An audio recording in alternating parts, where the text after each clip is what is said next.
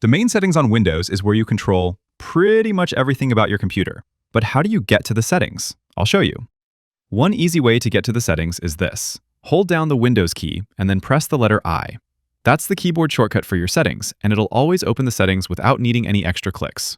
Or you can click the Start menu on the bottom of your screen and then click Settings. And if you don't see Settings, just click the search and type Settings, and it'll show up.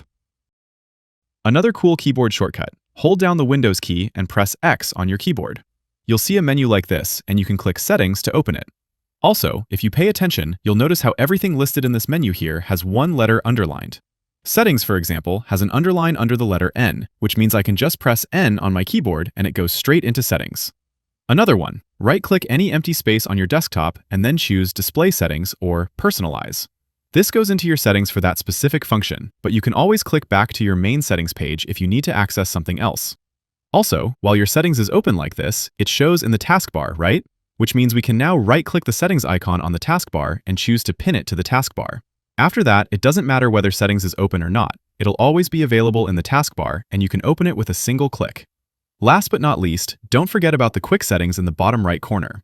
This contains a handful of the most important toggles and settings ranging from Wi-Fi controls, Bluetooth, volume, brightness, etc. So many ways to get to the settings. Hope this helped. Subscribe for more, and go change some settings. Thanks all!